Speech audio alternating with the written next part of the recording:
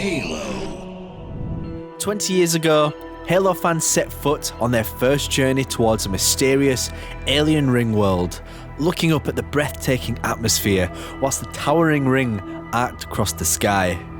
As we continued our journey, we delved deep into the brutalist caverns that plummeted deep into the abyss, causing intrigue and wonder. The Forerunners' remains were always bigger than their own existence. Whilst they no longer held the mantle over the galaxy in any living form, their monolithic creations kept a watchful eye over the galaxy, should it ever have its moment of need, dormant until such an event arises. In our galactic expedition, we have seen a good taste of what the Forerunners built. Artificial oceans adjacent to desert lands, buried vessels deep beneath foreign ice shelves, and Herculean prisons to quarantine the most dangerous threat to our very existence. Despite our eventual familiarity with the Forerunners' remains, their culture, aspirations, and people were simply lost to time, and perhaps never to have returned. Once we finished our fight, waiting for the moment humanity needed us once more, we set sight on a new, untouched world named Requiem. And this is when the Forerunner legacy we knew started to change. Whilst we were used to this ancient, worn, brutalist beauty, this planet maintained a pristine look, and whilst the world was beautiful, there were times this architecture just didn't align with our understanding of the Forerunners. Gone was the worn, decadent world, present but worn to time, and here was a well-kept, polished environment. We then met our very first living Forerunner in the Fletch, a towering, human-like being which commanded an army of warriors named the Prometheans. Their technology consisted of floating components, slender designs, and hard light-strewn accents that didn't quite resemble the Forerunner technology we've once seen in our previous expedition, and this showed a shift in our perceptions of the once mysterious species. We now knew one of their leaders, and whilst their goals weren't representative of everybody who shared the same blood, he peeled away the layers of the Forerunners that previously did not exist.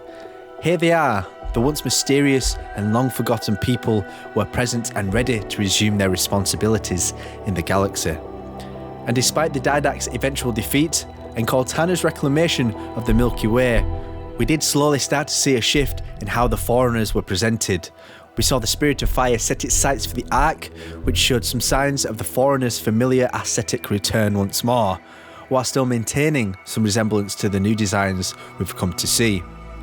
And now we set sights on an unexplored territory, a Halo ring like no other, one that has experienced the perils that no other Forerunner construction before it has. Zeta Halo.